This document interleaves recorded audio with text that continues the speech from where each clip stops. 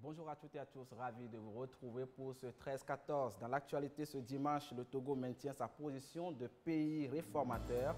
Il est aujourd'hui l'une des destinations privilégiées des investisseurs étrangers dans la sous-région, fruit des réformes audacieuses opérées par le chef de l'État, Faure Eswazimna Gnassingbé.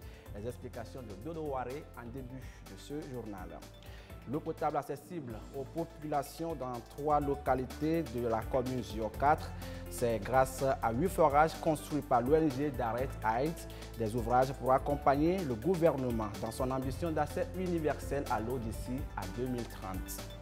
Vous êtes jeune fille ou femme jusqu'au 3 novembre prochain, vous pouvez bénéficier du dépistage gratuit du cancer du sein du col de l'utérus à l'hôpital Dr Lafier.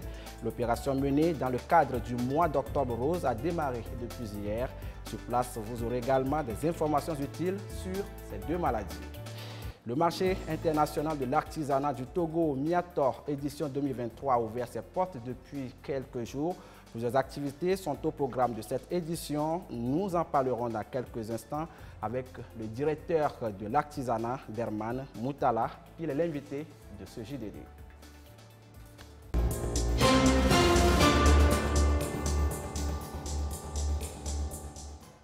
Voilà pour le sommaire. Merci d'être au rendez-vous de ce JDD. Dans la sous-région ouest-africaine, le Togo confirme de plus en plus son statut de pays réformateur. Il est aujourd'hui l'une des destinations privilégiées des investisseurs étrangers et c'est justement grâce à certaines réformes audacieuses opérées par le chef de l'État, Faure Eswazimna Gnassingbé, pour améliorer le climat des affaires. Les explications avec Dodo Waré. Oser les réformes et depuis 2020, le pays s'est fait une bonne réputation dans le rapport Doing Business de la Banque mondiale, aujourd'hui le Be Ready. Le rapport CPIA 2023 a également confirmé cette volonté d'innover qui se traduit dans les actes concrets posés par le président de la République, Faure Eswazimna Gnassingbé, en faveur du monde des affaires et du bien-être de la population en général. Le Doing Business à l'époque qualifiait le Togo de 3e pays réformateur au monde et premier sur le continent au cours de la période 2006-2020. Une performance avec à son actif plusieurs facilités accordées aux opérateurs économiques et aux jeunes entrepreneurs dans la création d'entreprises, l'obtention du permis de construire, le raccordement à l'électricité, le transfert de propriété et l'obtention des prêts. Le Togo ne s'est pas désarmé après le Doing Business. Au contraire, de nouvelles innovations ont pris place dans la gouvernance économique, dans les stratégies de croissance et de réduction de la pauvreté. Des efforts encore approuvés par la Banque mondiale dans l'évaluation des politiques publiques en Afrique. Sur les 39 États évalués au niveau régional, le Togo est identifié comme celui qui progresse le plus en matière de politique et institutions publiques. De la 3e place derrière le Sénégal et la Côte d'Ivoire avec un score de 3,7 points. Des exploits qui attirent plus d'investisseurs étrangers au Togo. Le chef de l'État, Faure Eswazimna Gnassingbé, attend d'eux une contribution à la transformation structurelle de l'économie nationale. Au dialogue État-secteur privé, les opérateurs et l'exécutif ont renforcé leur alliance avec des engagements pour un partenariat qui profite aux populations. Le gouvernement se rapproche peu à peu de son ambition d'accès universel à l'eau potable d'ici à 2030. Je vous le disais en titre, 3 villages dans la commune Zio 4 viennent d'être équipés de 8 forages dans ce sens. Les ouvrages sont réalisés par l'ONG Direct Aid pour appuyer le gouvernement dans son ambition. Voyons cela avec Yasmine Kodja. Ce geste du ministre en charge de l'eau et des responsables de l'ONG Direct Aid pour dire aux populations de la commune de Zio 4 que l'eau qui sort de ce robinet est potable et sans danger. Les difficultés d'accès à l'eau dans la localité semblent bien derrière. Au nom des populations de la commune de Zio 4, nous tenons à remercier le chef de l'État qui ne ménage aucun effort quant à ce qui concerne le développement du Togo pour l'adduction d'eau potable dans la commune de Zio 4. Le ministre a salué le donateur pour ses points d'eau autonomes qui apporte du soulagement. Je voulais remercier nos partenaires techniques et financiers qui, ayant pris connaissance de cet objectif louable, salutaire, appuient le Togo dans la réalisation de cet objectif. Je tiens à remercier au nom du gouvernement l'ONG Direct Aid qui a réalisé 8 points d'eau autonomes dans les communes de Zio 2, 3 et 4. Donc nous sommes dans le canton de Gapé-Lokoudopé. La particularité de cet ouvrage, ce n'est pas un forage à motricité humaine, c'est-à-dire où nos mamans, nos sœurs doivent exercer une force physique pour faire monter l'eau, mais c'est un point d'eau autonome, c'est-à-dire vous ouvrez le robinet et vous avez de l'eau potable. Je tiens aussi à saluer cette coopération qui existe entre notre pays, le Togo, et l'ONG Direct Aid. Cette ONG a fait beaucoup de réalisations, non seulement en matière d'eau potable, mais également dans le domaine du scolaire, par la construction des établissements scolaires, par la construction des orphelinats, par la construction des dispensaires et centres de santé. Une chose est de réaliser un forage, une autre que l'eau de ce forage soit une eau potable. Direct Aid adhère à la politique du gouvernement qui s'est fixé pour objectif de fournir de l'eau potable à plus de 80% des Togolais d'ici 2030. Cette question à présent, les orientations sanitaires sont-elles respectées dans l'ensemble, dans toutes les formations sanitaires au Togo? Les inspecteurs veulent avoir de réponses à cette question. La mission de contrôle était au centre hospitalier préfectoral d'Anié, compte rendu Sylvain Abdou. Du ministère de la Santé, de l'Hygiène publique et de l'accès universel aux soins. Elle est ici, au centre hospitalier préfectoral d'Anié, pour une inspection, celle de s'enquérir du fonctionnement mais aussi de l'organisation de l'hôpital, s'assurer de l'hygiène hospitalière ainsi que l'accueil et l'accompagnement réservés aux patients. Chaque département a été visité histoire de toucher du doigt la réalité à chaque niveau, mais aussi de s'assurer du rapport entre personnel et patients en matière d'accueil. C'est aussi de donner une grande chance aux malades. Ils doivent être bien accueillis. D'ailleurs, le local déjà doit les accueillir. La propriété du centre, avant qu'on ne les soigne, d'autres peuvent avoir besoin d'aller aux toilettes. Il faut des toilettes dédiées pour ces patients. Il faut aussi des bancs, des chaises pour qu'ils puissent rester à l'aise avant qu'on ne puisse les prendre en charge. À chaque niveau, le patient, on doit lui réserver un bon accueil. Nous allons aussi apprécier les équipements dans leur état, dans leur qualité, dans leur quantité. Ce n'est qu'un début, ce n'est pas une action isolée que nous sommes en train de faire, c'est que toutes les formations sanitaires, qu'elles soient privées, publiques, de la pyramide sanitaire, c'est-à-dire partant de l'unité de soins périphériques jusqu'au CHU, donc toutes ces formations seront inspectées et contrôlées.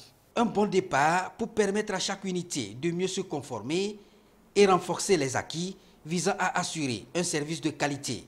Il faut un contrôle pour nous permettre de suivre les directives du ministère de la Santé et de voir qu'est-ce que nous avons pu faire par rapport à ces directives et qu'est-ce qu'il reste à faire. Nous avons accueilli cette équipe comme il se doit et nous attendons les conclusions pour pouvoir mieux orienter. Il faut qu'on sente que ça bouge, ça évolue d'une manière positive. Le contrôle de ces formations sanitaires rentre dans le contexte de la feuille de route gouvernementale. À travers cette feuille de route, le gouvernement s'est fixé pour objectif de garantir la couverture sanitaire universelle en renforçant l'accès aux services de base et l'amélioration de la qualité du système de santé. D'où cette inspection pour voir si chaque unité se conforme aux orientations sanitaires afin de permettre à l'État de bien entamer en janvier 2024 l'assurance maladie universelle élargie à toutes les couches sociales. Nous sommes dans le mois d'octobre rose. Il est dédié à la lutte contre le cancer du sein. Pour marquer l'événement, l'hôpital de référence Dr Lafia a organisé une campagne de sensibilisation sur le cancer du sein et celui du col de l'utérus. Campagne de sensibilisation couplée avec une opération de dépistage gratuit de ces deux cancers. L'opération va se poursuivre jusqu'au 3 novembre. Arnold Kelly. Tout sur le cancer du sein et du col de l'utérus en termes de diagnostic, cause, facteurs de risque et la prévention expliquée aux femmes.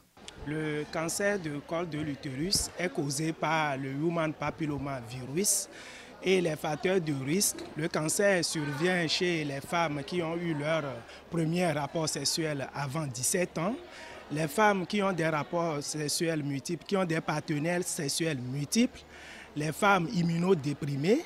La prise en charge du cancer du col de l'utérus, nous avons d'abord la prévention. La chance que nous disposons, c'est que nous avons des vaccins disponibles pour prévenir le cancer du col de l'utérus chez les jeunes filles qui n'ont pas eu de rapport sexuel.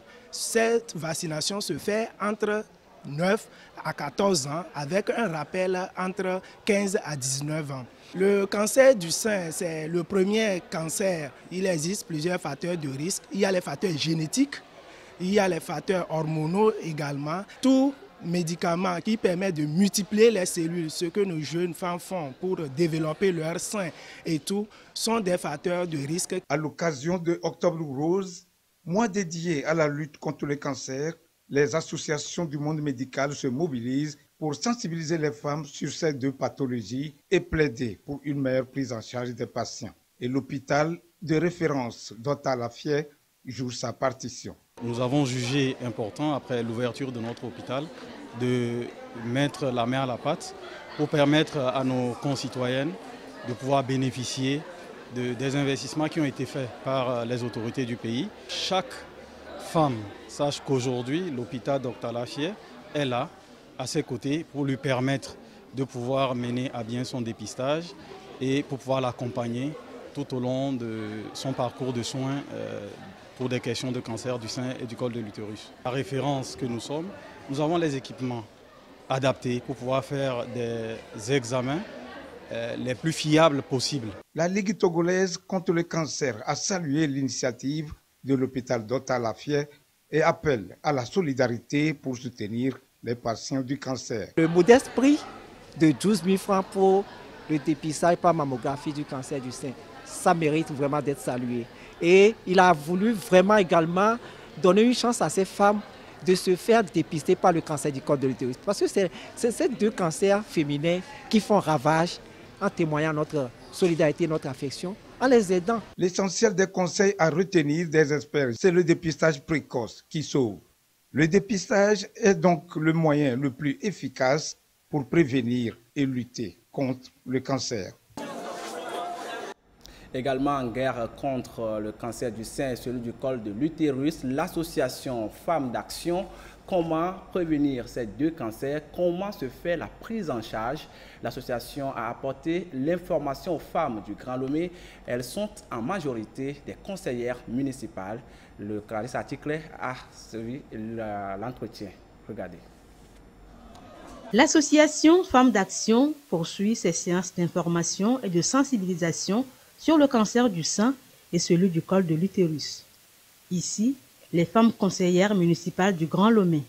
Elles sont entretenues par la Société des gynécologues obstétriciens du Togo sur les manifestations, les facteurs de risque et les moyens de prévention de ces deux cancers dont les femmes sont la cible principale. Elles sont invitées à se faire dépister, que ce soit pour le cancer du sein, que sur le cancer du col, surtout qu'on est dans le mois d'octobre où on a diminué drastiquement les prix par rapport au dépistage. Je pense qu'elles n'ont qu'à se prêter au jeu. L'auto-examen des seins est capital aussi. Après les règles, pour celles qui sont encore réglées, elles peuvent s'y prêter au jeu. Il faut que la lésion soit vue très tôt.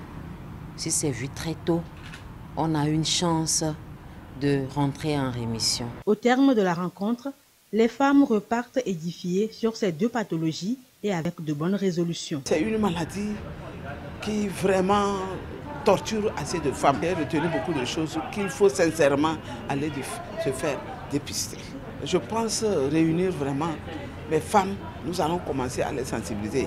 À travers Octobre Rose, l'association Femmes d'Action veut donc amener les femmes togolaises à mieux connaître les cancers du sein et du col de l'utérus pour mieux s'en prévenir. Nous avons saisi l'occasion de ce mois pour sensibiliser des femmes conseillères du Grand Lomé sur la nécessité de se faire dépister à temps pour soigner le cancer du sein et le cancer du col de l'utérus. Nous avons pu voir que plus de 75% de femmes ne sont pas au courant de l'existence de cette maladie. Et donc nous avons le devoir de sensibiliser davantage les femmes, voire les hommes, pour qu'ensuite elles puissent répercuter l'information au niveau de leur base dans chaque commune. Nous saisissons l'occasion pour remercier les médecins qui se sont mis à notre disposition pour cet exercice. L'association Femmes d'Action s'inscrit ainsi dans la vision du président de la République, Professeur Zimna Nyasingbe, déterminé à améliorer la santé de la mère et de l'enfant. Nous remercions également le gouvernement sous la direction du chef de l'État pour toutes les dispositions prises dans ce sens pour faire en sorte que la santé au Togo ne soit plus très coûteuse pour les populations. Nous avons également informé les femmes qu'il y a des centres où le dépistage se fait gratuitement à l'occasion de Octobre Rose, notamment à l'ATBF et à Dr Lafia où cela est fait à un coût réduit. Et les femmes ont été très réceptives et elles ont posé beaucoup de questions et donc le pari pour nous est atteint. Deuxième cancer le plus mortel chez la femme après celui du sein, le cancer du col de l'utérus touche environ 595 femmes par an au Togo avec 417 décès. Il est causé par le papillomavirus humain. Le mois du consommé local se poursuit à Lomé, tout comme dans les autres villes de l'intérieur du pays. La région des Savanes a consacré un vaste programme à cette 4e édition. Le coup d'envoi a été donné aux activités à Dapaon. La correspondance depuis Dapaon de Gérald Agodjo. La population des Savanes au rendez-vous avec les produits du terroir. Et c'est la 4e édition du mois du consommé local qui est ainsi lancée pour mettre en lumière les biens et services offerts par la région des Savanes. Que ce soit dans l'alimentation, que ce soit dans la mode vestimentaire, que ce soit dans la construction, dans tous les domaines, lorsque nous consommons les biens et services de la localité, c'est le développement local qui est au rendez-vous. Le beurre de karité, la moutarde, l'huile de karité, l'huile d'arachide, cela est bon. Vous voyez, je suis très beau dans ma tenue, je suis content. J'ai fait vivre un artisan de Dapaon. Et les activités marquant la 4e édition du mois d'octobre dédiée à la consommation locale ont démarré il y a quelques semaines. Cette journée de lancement officiel a permis d'échanger sur le thème « Quelle stratégie pour stimuler la consommation locale des biens et services locaux ?» C'est de faire en sorte que la consommation locale puisse s'intégrer dans les habitudes des populations. Les émissions radiophoniques, les panels de discussion organisés déjà, les visites d'entreprises, mais aussi certaines discussions que nous avons organisées déjà avec l'incubateur PAMLab, avec les jeunes. Nous avons partagé des informations sur la compétitivité, faire en sorte que les biens fabriqués puissent se retrouver facilement sur les marchés. Cette initiative de l'espace UEMOA vient couronner les efforts du gouvernement togolais en matière de création de richesses et surtout de promotion de l'économie locale selon les exposants ici présents. 10 ans en arrière, nous n'avions pas ces facilités-là. Mise en place du guichet unique dans la création d'entreprises, les facilités fiscales et sociales pour les jeunes entrepreneurs, la promotion à travers le mois du consommé local des produits locaux. Tout ceci concourt vraiment à inciter les jeunes à entreprendre. Il y a aussi l'octroi des 25% des marchés publics à l'endroit des jeunes et femmes togolais. Donc nous disons vraiment merci à son Excellence, M. Professeur Zimna Nyasingbe, pour toutes les actions qui sont menées. Après la visite des stands d'exposition, place à l'appréciation de l'art culinaire à travers la dégustation de mets typiquement locaux. Les présentes activités se poursuivent dans les autres préfectures de la région des Savanes. Depuis vendredi, le marché international de l'artisanat du Togo, Miato, bat son plein. Cela sera ainsi jusqu'au 5 novembre prochain sur l'esplanade du Palais des Congrès de Lomé.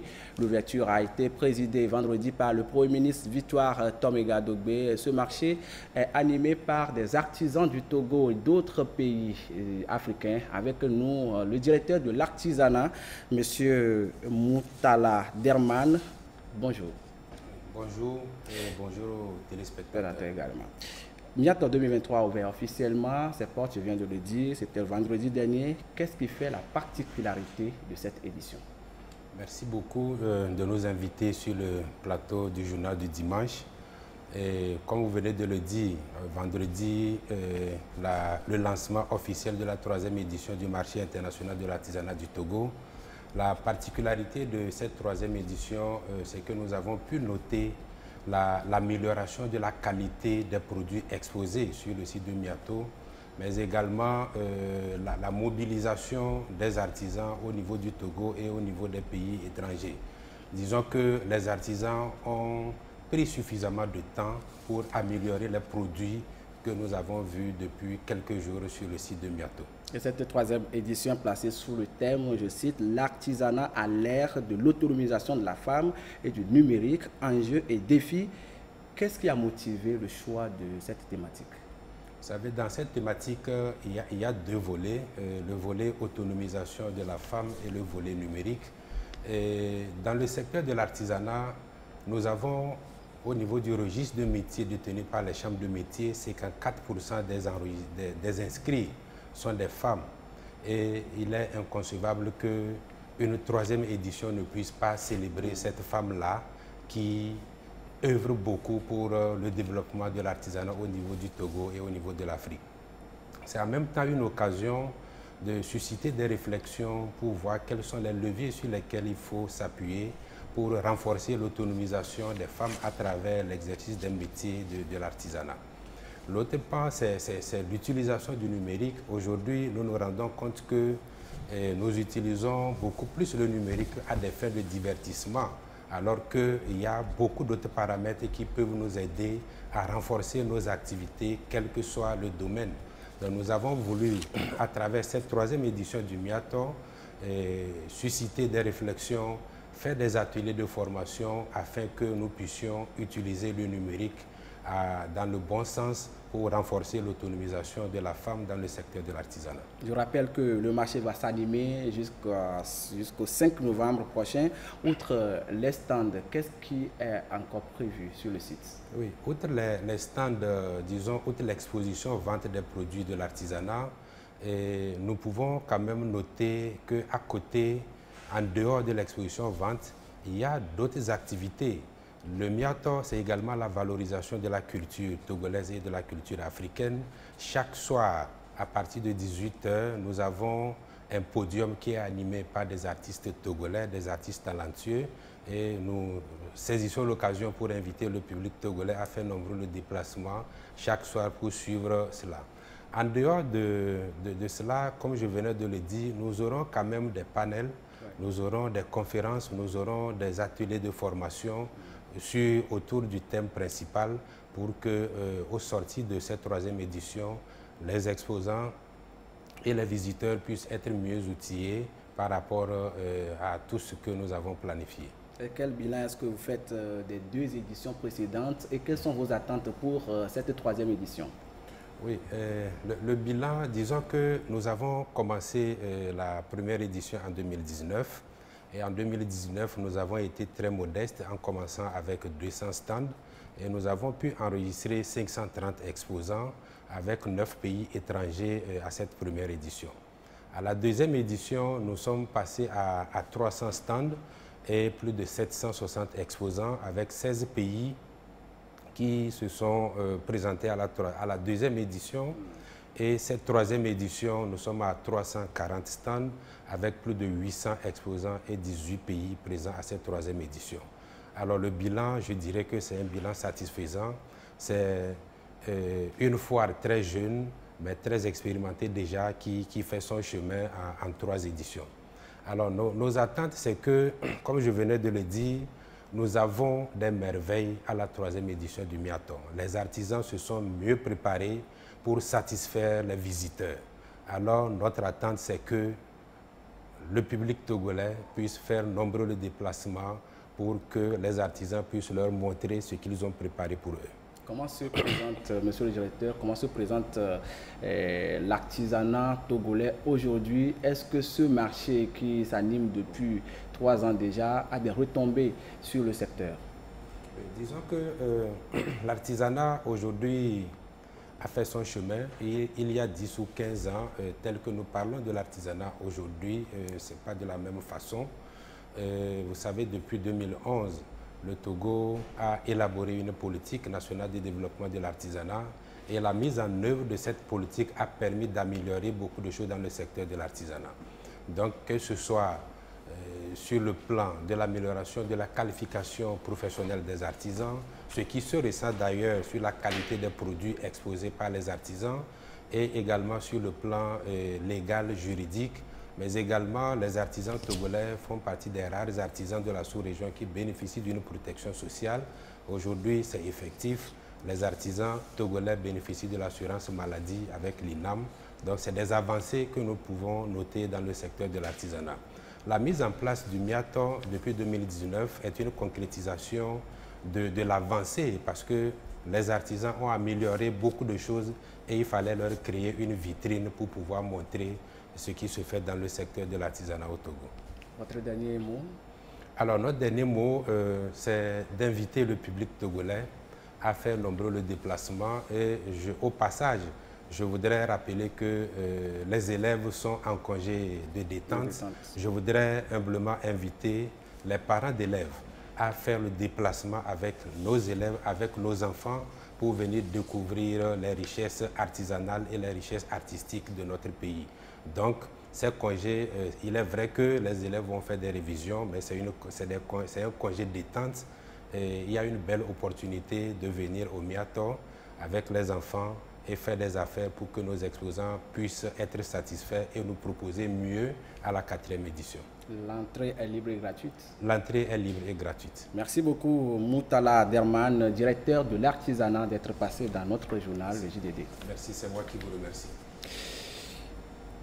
L'inadéquation formation-emploi, c'est un grand défi. Les élèves du lycée d'Adido Gomé ont été entretenus sur la problématique. Cette semaine, c'était au cours d'une séance d'information sur les orientations scolaires professionnelles. Voyons cela dans ce reportage de Norbert Agbedanou.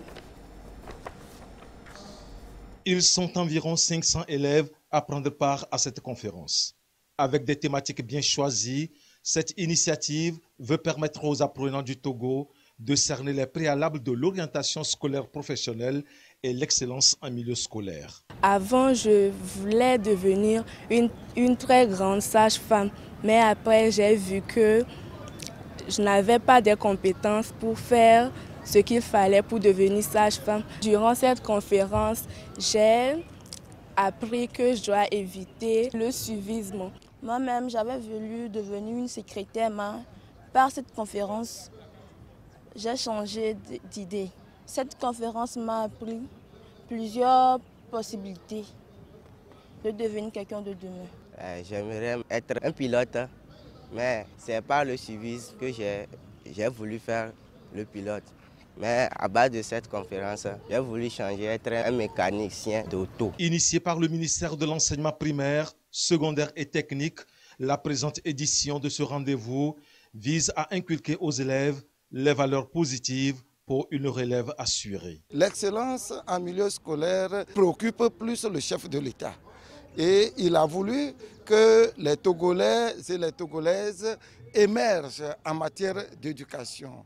S'agissant de l'orientation, après même le BPC, certains élèves ne savent pas quelle série aborder. Donc c'est le lieu maintenant de les ouvrir les yeux sur les différentes séries. Dans la vie de chaque élève inscrit dans un établissement, c'est un investissement de l'État, c'est un investissement des parents et c'est un investissement des enseignants et même des élèves eux-mêmes. Et quand on fait un investissement, il faut un retour sur l'investissement. Le retour sur l'investissement, on le constate quand l'enfant réussit brillamment, et c'est possible, et quand l'enfant aussi se comporte très bien et qui trouve ses marques sur le marché du travail. faire toujours et toujours le lien entre ce qu'il apprend et ce qu'il va devenir demain. Cet investissement s'inscrit dans la mise en œuvre de la politique sectorielle de l'éducation. Les 7 régions éducatives, à raison de 5 établissements par région, seront couvertes. Orientation scolaire et professionnelle encore. La conférence d'actualité de cette année au collège Chaminade de Kara a planché sur la thématique.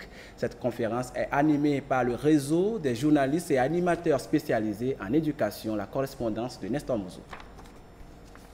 Dans sa volonté de former les élèves pour qu'ils sortent de l'école avec des compétences et des capacités avérées pour répondre à l'adéquation formation-emploi, le ministère des enseignements primaires, secondaires et techniques a opéré des innovations. Les conférences d'actualité en sont une. Celles-ci donnent l'opportunité aux élèves d'apprendre par des thématiques développées par des spécialistes, ce qui leur permet de tracer eux-mêmes leur voie. Le réseau des journalistes et communicateurs spécialisés en éducation, RJCE, a été identifié pour animer ces conférences d'actualité. Parmi les établissements retenus pour ces conférences cette année figure le collège Chaminade de Kara. Ici comme ailleurs, les thématiques choisies sont la culture de l'excellence appliquée aux élèves et l'orientation scolaire et professionnelle. On leur a expliqué que dans tout établissement, il y a plusieurs catégories d'élèves. Et l'élève de référence que l'autorité attend, c'est l'élève averti. Celui qui ne fait pas le paresseux ni le tricheur. Celui qui se donne inconditionnellement au travail. C'est celui qui a compris que la réussite est au bout de l'effort. Mais l'excellence passe aussi par le lien que l'enfant fait entre ce qu'il apprend et ce qu'il va devenir demain. C'est pour ça que la question de l'orientation scolaire est intimement liée à la culture de l'excellence. Les conférences d'actualité changent le modèle habituel d'enseignement. Et donc, je crois que c'est vu la pertinence de ce type d'enseignement que le ministre en charge des enseignements primaires, secondaires et techniques a fait appel au réseau des journalistes spécialistes en éducation pour venir s'entretenir avec les élèves sur les thèmes de la culture de l'excellence en milieu scolaire et l'orientation scolaire et professionnelle. Les élèves se sont montrés réceptifs par rapport aux thèmes développés et ont pigé l'essentiel. Pour la culture de l'excellence, on a dit que l'élève excellent, c'est un leader. Quelqu'un qui peut ouvrir la route à des gens. Et pour l'orientation, là, on a beaucoup besoin d'une certaine recherche d'informations. Cette conférence a été très enrichissante parce qu'elle m'a permis de comprendre vraiment l'importance d'une bonne orientation scolaire. Il ne faut pas faire des choix qu'on va regretter par après. Donc c'est pour ça qu'il est important de bien s'informer. Les conférences d'actualité sont à leur 2e édition. 5 établissements ont été touchés cette année dans la région de la Kara. Cette région est la 2e étape de la tournée du RJCE, tournée commencée par la région des Savanes. Le lycée d'Afania dispose d'un nouveau bâtiment scolaire. L'infrastructure est une réalisation du groupe Heidelberg Cement dans le cadre de sa responsabilité sociétale. Elle a été réceptionnée vendredi. Sandra Ziagbe. Bâtiment de 4 classes au profit du lycée d'Afania. L'ouvrage est matérialisé par le groupe Fonds d'action Heidelberg Cement. Le nouveau bâtiment pour rehausser le cadre éducationnel et améliorer l'apprentissage et le travail des élèves et des enseignants. Une joie pour tous et plus particulièrement chez les plus jeunes qui font leur premier pas au collège. Nous sommes animés d'une joie immense en ce jour car de par le passé, il n'y avait pas de collège ici. Aujourd'hui, nous avons un CG tout près. C'est une chance pour nous. Nous ne pouvons que remercier tous ceux qui ont contribué à la réalisation de ce bâtiment. Cette année, nous avons ouvert le premier cycle au sein du lycée d'Afania. Actuellement, le lycée devient un lycée à cycle complet, de 6e en terminale. Nous promettons aux donateurs que nous allons faire un bon usage. La réalisation s'inscrit dans un engagement social de la Fonds d'action et traduit sa volonté de contribuer à l'éducation des enfants de la localité. Il y a un an, plus d'un an, que l'association des parents d'élèves et le chef canton nous ont sollicité pour qu'on puisse doter donc, ce lycée de salles de classe. Et la fondation Heidelberg Cement a pris sur elle donc, de doter donc, ce lycée de 4 salles de classe équipées de tables-bancs. Et que les élèves aussi trouvent en ça donc, le signe d'encouragement qu'on émet à leur endroit et que ça les pousse à beaucoup d'abnégation pour pouvoir réussir. La fondation Heidelberg Cement est un regroupement des sociétés de Sim Togo, Granu Togo et Scan Togo. Le groupe compte participer et mettre sur le marché un capital humain compétent et performant. Tour à tour, les responsables du groupe ont dénoncé l'utilisation abusive des réseaux sociaux et ont souhaité que le Bamono devienne un pionnier de paix et de vivre ensemble. La journée internationale de la jeune fille est célébrée en différé dans la région des Savanes par Plan International Togo. Plusieurs activités ont été organisées pour sensibiliser les jeunes filles sur leurs droits, mais aussi sur leurs devoirs, sketch, communication, débat, activités sportives, entre autres. Gérard Lagoudou. Plan International Togo rehausse l'éclat du 11 octobre consacré à la célébration de la fille depuis 2012 à l'échelle mondiale. Pour l'édition 2023, la communauté internationale appelle à investir dans les droits des filles. Le Togo, pour sa part, mise sur la promotion de l'excellence chez les filles dans les filières porteuses pour développer leur résilience face aux défis dans un monde en constante évolution. Pour plus d'ancrage, Plan International Togo prône ici l'activisme, de la responsabilité et des ressources des filles. Et le projet de promotion de l'émancipation et de la protection des filles à travers la pratique du sport dénommé Championne Sipam Youdan illustre bien cet engagement. Il va falloir que les filles elles-mêmes s'engagent pour promouvoir cette égalité-là, comprennent leurs droits et travaillent pour. Parce qu'il y a beaucoup d'obstacles qui empêchent les filles de lever le doigt ou de lever la tête. Plusieurs activités ont meublé la journée. Match de football féminin, sensibilisation sur l'orientation en milieu scolaire, l'entrepreneuriat et bien d'autres opportunités pour la jeunesse, notamment les filles, des sketchs en lien avec les différents thèmes retenus, partage d'expériences, message de plaidoyer, ici au lycée de Panacentre, dans la préfecture de Tône. Les filles face encore aux questions de mariage précoce, de mariage forcé, de trafic d'enfants. Les présentes activités se sont également déroulées le 25 octobre dernier à Sagbebou, dans la préfecture de Loti Sud. Financé par l'AFD et la FIFA, le projet prend fin le 31 décembre prochain, après 3 ans de mise en œuvre, au profit de 13 communes issues de 6 préfectures dans la région des Savanes. Le Bénin et la Guinée en ont également bénéficié pour le compte de l'Afrique de l'Ouest. La Turquie célèbre ce dimanche les 100 ans de la proclamation de sa République. La célébration est marquée à Lomé par un cocktail, Yataratem.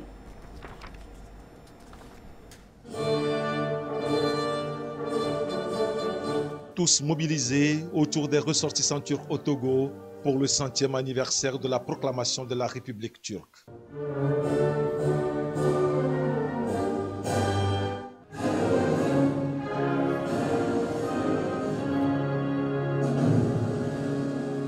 Des membres du gouvernement, des autorités administratives, politiques, des amis de la Turquie au Togo et plusieurs autres invités ont pris part à cette cérémonie solennelle. Elle est marquée par deux temps forts, le message du président turc Recep Tayyip Erdogan à ses compatriotes et le discours de l'ambassadeur de Turquie au Togo, Kiliç Muteber. La diplomate a réitéré l'engagement de son pays à renforcer les liens d'amitié et de coopération entre le Togo. À en croire l'officiel turc, le Togo est l'un des principaux partenaires de la Turquie dans les domaines politiques, économiques, militaires et culturels. Depuis l'établissement réciproque de nos ambassades en 2021 et 2022, nos relations avec le Togo se sont développées rapidement. Les visites mutuelles nous aident à améliorer nos relations. La visite du président de Turquie, son Excellence M. Recep Tayyip Erdogan, le 19 octobre 2021, a marqué un progrès historique dans le cadre de nos relations bilatérales. Plus récemment, son Excellence M. Forres Ozimnay Nassimbe a effectué une visite en Turquie dans le cadre de la cérémonie d'investiture officielle de son Excellence M. Recep Tayyip Erdogan, président de Turquie, le 3 juin 2023.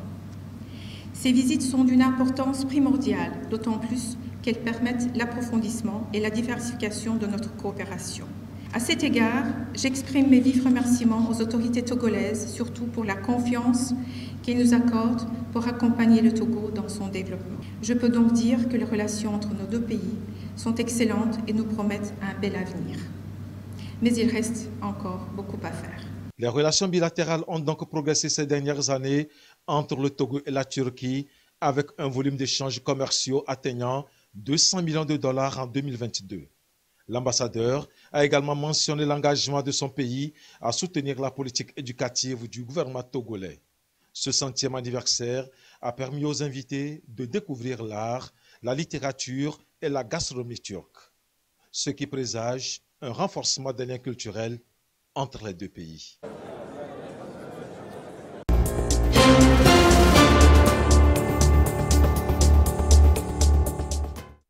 Au Mali, la MINUSMA accélère son départ. Pendant ce temps, l'armée malienne s'active pour récupérer les bases. Ce pourrait accélérer donc le camp de Tassela et Aguelok. La mission de l'ONU dit avoir fait ce retrait dans un contexte extrêmement tendu. Regardez. La mission de l'ONU accélère son départ du Mali. Pendant ce temps, l'armée s'active pour récupérer ses bases. La semaine dernière, ce sont les camps de Tessalit et d'Aguelok, tous deux situés dans la région de Kidal, qui ont été libérés dans un contexte particulièrement tendu. Des convois onusiens ont été attaqués à l'engin explosif. La vitesse avec laquelle l'emprise de la mission onusienne à Aguelok avait été saccagée par les hommes armés dénote à suffisance à combien cette localité demeure stratégique à la fois pour les mouvements signataires de l'accord pour la paix et la réconciliation, de même également pour les groupes radicaux violents.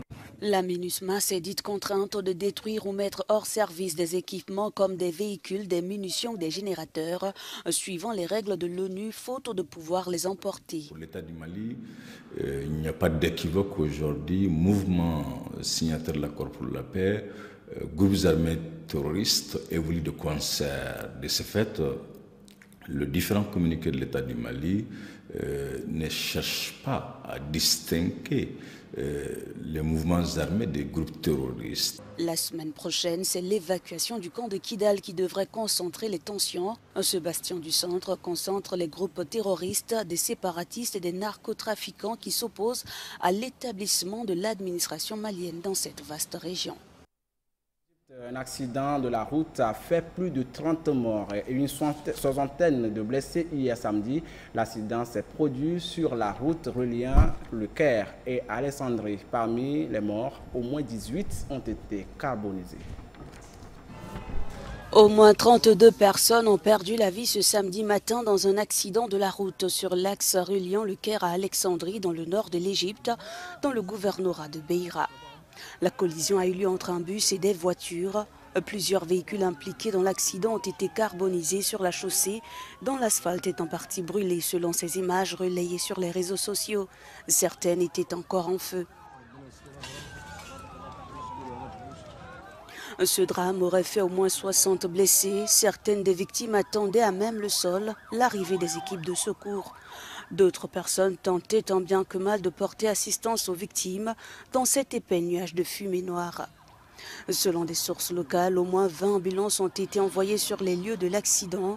Des blessés ont été transférés dans un hôpital de Wadi El Natroun, tandis que d'autres à Noubaria, à près de 79 km d'Alexandrie, selon les informations du ministère de la Santé.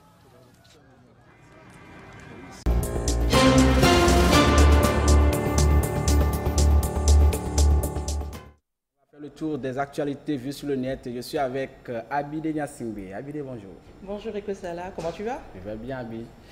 L'Office togolais des recettes veut régler les litiges fonciers par la sécurisation foncière. Qu'est-ce qu'on peut attendre? Exactement. Le problème foncier est récurrent au Togo et c'est un quotidien que vivent beaucoup de personnes. Et selon un rapport de la Commission Vérité, Justice et Réconciliation, 80% en moyenne des litiges devant les cours et les tribunaux Togo sont fonciers. 80%, c'est quand même énorme. Et tiens-toi bien, ces litiges sont plus concentrés dans les grandes villes naturellement, particulièrement à Lomé.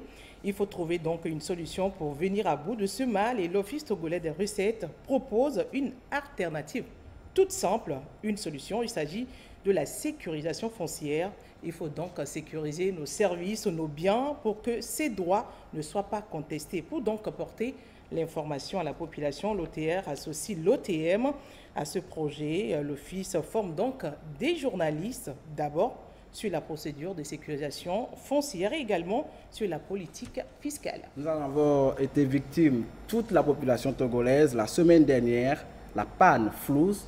L'ARCEP engage une procédure de sanction contre Move Africa. Naturellement, évidemment, la semaine dernière, les abonnés de Move Africa ont eu du mal à accéder à leur compte Flouz. Impossible d'effectuer une opération et la panne a quand même duré du 19 au 24, plus de 5 jours de blackout total. Et la partie qui fâche, c'est l'absence de notification comme l'exige l'article 37.4 de son cahier de charge. Je veux parler de Move Africa. Ce 26 octobre, l'autorité de régulation des communications électroniques et des postes ARCEP a quand même réagi. Légitimité oblige. Elle a ouvert une procédure de sanction à l'encontre de Move Africa Togo. L'annonce a été faite via le compte Twitter de l'ARCEP, soulignant l'importance de protéger les droits des consommateurs et de maintenir un service de qualité. Les conducteurs de taxi-moto seront accompagnés dans l'obtention du permis catégorie A. Totalement. Tout le monde a eu recours à leur service au moins une fois. Les aidemans, ils sont de plus en plus nombreux à embrasser ce métier et il est important pour le syndicat national des patrons des auto-écoles agréées au Togo d'aider ces aidemans à exercer dans les normes. Il y a la maîtrise d'abord du code de la route et donc une formation en sécurité routière pour éviter les accidents. La formation est couplée de l'examen, vous venez de le dire, pour l'obtention de permis A et c'est à partir du 11 octobre au 23 décembre 2023. Seules 11 préfectures bénéficieront de cet accompagnement. On a la préfecture des Lacs, Bamono, Zio, Vo, Wawa, Blita, Koza, Bafilo, Tchaoudjo, Tchamba et Bassa. Et tout ceci sous l'autorisation, bien sûr, du ministre en charge du transport. Et c'est un médicament anti-rhume à éviter. C'est l'agence de médicaments qui déconseille justement ces médicaments. Oui, et que mais en cas de nez bouché ou de toux, le premier réflexe pour nous autres, c'est de faire recours à des médicaments anti-rhume, ce qui est tout à fait normal. En plus, c'est souvent sans ordonnance. Mais certains de ces médicaments ne sont pas sans danger, nous dit l'Agence nationale de sécurité du médicament et des produits de santé. Elle alerte contre les comprimés pour lutter contre le rhume dans un communiqué publié sur son site internet. Elle dit, en cas de rhume, évitez les médicaments vasoconstricteurs par voie orale. L'agence va jusqu'à énumérer les principaux traitements concernés et vous allez les voir sur les écrans. Il s'agit de Actifed rhume, Dolirum Humex rhume, Nurofen rhume et Rinadvil rhume. Ne les utilisez plus. Donne même la patronne de l'agence de médicaments, Christine Radinier-Carbonel, dans les colonnes du Parisien. Ces comprimés contiennent une molécule appelée pseudoéphédrine qui a un effet vasoconstricteur, c'est-à-dire qui a un effet donc qui agisse en réduisant la taille des vaisseaux sanguins susceptibles de provoquer des AVC et accidents cardiaques. Alors, si vous avez ces comprimés dans vos boîtes à pharmacie, vous savez quoi faire. C'est à jeter à billes. Un homme se met en vente et est arrêté par la police. Ça se passe au Nigeria. Alors, dites-moi, Ikoué, quel sera ton prix de vente si tu devais te mettre une pancarte pour, si tu devais t'évaluer, te mettre en vente? Inestimable. Voilà.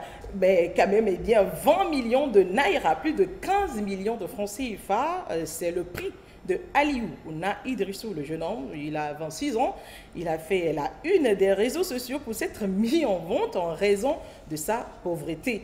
L'histoire se déroule au Nigeria, dans l'état de Kano. Non seulement il n'a pas trouvé d'acheteur, mais il a été fait arrêter par la police islamique de son état qui qualifie l'acte de Alidou Na Idrissou d'interdit.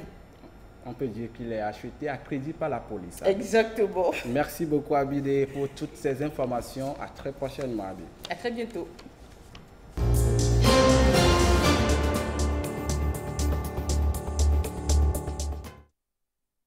Secrétaire général du comité de coordination pour la filière café-cacao, le ministère du Commerce vient de donner le coup d'envoi de la campagne de commercialisation du café et du cacao pour le compte de l'année 2023-2024.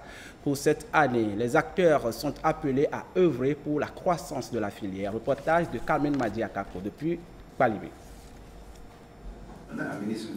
Le café et le cacao du Togo sont réputés être de bonne qualité et font l'objet d'une forte demande sur le marché mondial.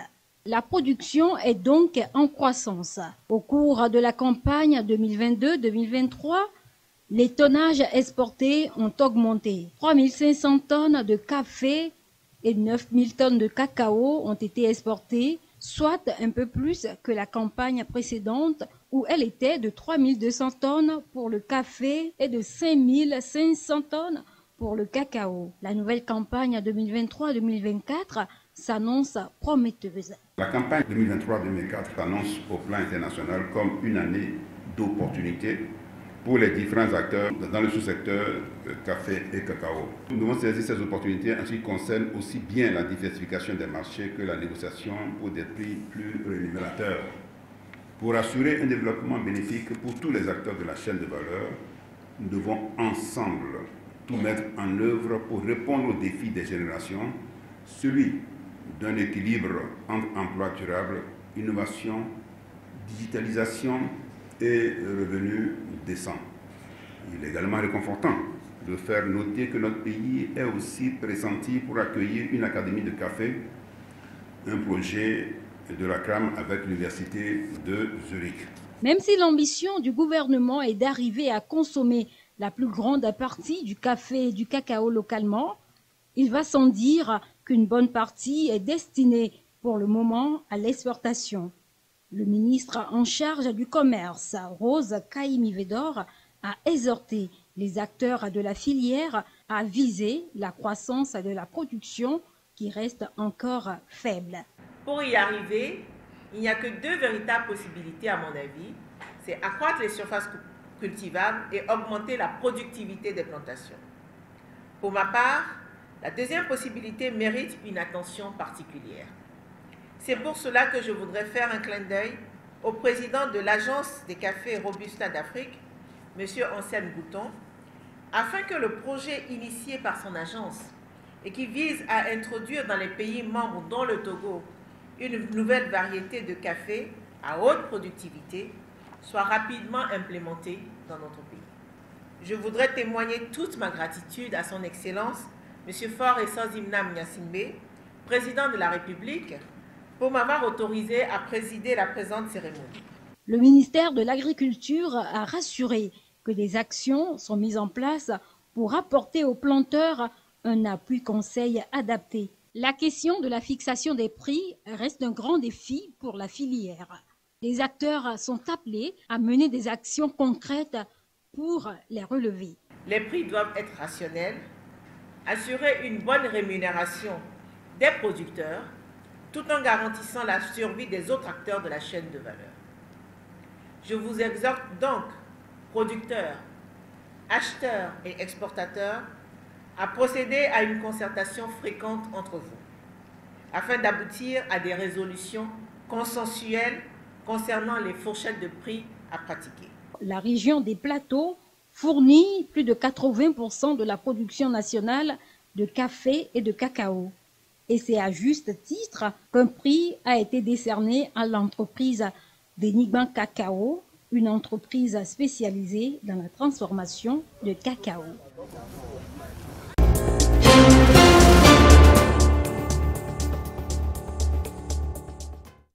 Avec le changement climatique, il faut s'attendre à tout. Inondations, sécheresses, vents violents et autres aléas climatiques. L'Agence nationale de la protection civile sensibilise les populations du Grand Lomé sur ces phénomènes. C'est un exercice pour les préparer à toute éventualité. Yasmine Kodia. Les catastrophes d'origine naturelle telles que les inondations, les vents violents, feux de végétation, érosion côtière et autres occasionnent parfois des pertes de vies humaines et des dégâts matériels considérables. L'Agence nationale de la protection civile ANPC s'engage de plus en plus à consolider ses stratégies à travers les rencontres d'échange et de partage avec les acteurs impliqués. Objectif, prévenir et réduire les risques de ce phénomène naturel. Les acteurs locaux y adhèrent. L'ANPC a bien fait de nous inviter. Il nous a choisis comme des échantillons. Et après tout, c'est notre devoir d'aller sensibiliser la population, faire des restitutions à nos chefs qui ne sont pas présents aujourd'hui pour ne pas tomber dans les risques de catastrophes d'inondation. Tous les acteurs sont unanimes. Il faut bien connaître l'environnement pour mieux mener la sensibilisation de proximité en vue du bien-être de la population. Nous faisons l'appel à la population d'accueillir les riverains, ceux qui sont sinistrés, de les chercher une place à côté, avant que la pluie ne quitte. Dans notre commune de Golfe 2, nous connaissons plusieurs points, n'est-ce pas, d'inondation et qui en réalité créent des dommages non seulement à la population, mais par rapport aussi aux biens. Et donc cette rencontre nous permettra d'échanger et de définir effectivement des mesures préventives pour permettre à cette population de réduire, n'est-ce pas, les impacts négatifs liés à cette inondation dans notre commune. La situation du changement climatique surprend de plus en plus. L'ANPC trouve nécessaire de clarifier les rôles et les responsabilités des intervenants pendant et après leur survenance. La séance d'aujourd'hui, c'est pour rappeler davantage aux acteurs intervenants, aux communautés, des dispositions qu'il faut prendre pour éviter des situations désastreuses. Les personnes ressources, les élus locaux, acteurs civils et autres sont outillés pour divulguer et prévenir la population des risques liés au changement climatique. L'ANPC, dans son projet de renforcement des capacités, met en place les volontaires qui auront pour tâche la sensibilisation permanente sur la protection civile. La protection de l'environnement, c'est aussi les petites actions que nous menons au quotidien, comme cette opération éco-jogging à la plage de Lomé. Elle est organisée par la coordination du système des Nations Unies pour marquer la journée des Nations Unies. Issa Karouna. Dans un élan de solidarité et d'engagement en faveur d'une cause commune, les fonctionnaires des Nations Unies et la population sont unis pour redonner à la plage de Lomé son éclat originel. C'est notre contribution pour essayer de maintenir l'environnement. Nous savons tous que l'environnement sain, ça nous apporte aussi la santé. Et comme notre thème est santé et bien-être, c'est pourquoi nous sommes là aujourd'hui. Et puis nous sommes avec la mairie, nous sommes avec les autorités, que nous remercions d'ailleurs pour leur participation, et tous les collègues du système Nations Unies qui ont participé aujourd'hui. Le Togo a une très belle plage. Il faut qu'on puisse être en mesure de l'exploiter, mais très responsable. Et c'était juste montrer ce que nous pouvons faire ensemble. Et donc le système des Nations Unies est venu aujourd'hui encourager à continuer à faire le nettoyage. Ils ont exprimé le message essentiel de cette activité, allier la pratique sportive à une action positive pour l'environnement. Ce message a déjà trouvé un écho positif auprès de la mairie Golfe 4 qui a reçu un lot de matériel d'entretien offert par les Nations Unies. C'est du matériel de travail pour faire les travaux d'assainissement et de salubrité. Nous leur disons un grand merci pour le geste et nous leur promettons que nous ferons bon usage de tout ce matériel-là. Alors ce que nous allons demander à nos populations qui ont l'habitude d'utiliser la plage, c'est de tout faire. Quand ils viennent à la plage, les déchets qui traînent, qu'ils puissent les ramasser. Faire cet exercice-là comme nous venons de le faire ce matin et de les amener dans les poubelles au bord de la route. Il y a un camion bentasseuse qui passe chaque jour pour ramasser ces déchets-là. Et ils rendront service à toute la population en posant ce geste-là. Les Nations Unies incarnent la santé, le développement et l'environnement. Cette activité reflète l'engagement des travailleurs de cette organisation en faveur d'un environnement sain et du bien-être des populations. Le co-jogging fait partie des festivités pour commémorer la date de naissance de l'Organisation des Nations Unies, le 24 octobre 1945. Cette date est une occasion de rappeler l'engagement des gouvernements à bâtir un monde meilleur pour les générations actuelles et futures. Voilà, ainsi se referme ce JDD. Merci à vous qui l'avez suivi un peu partout grâce à votre chaîne, à notre chaîne, la télévision togolaise. Bel après-midi à toutes et à tous.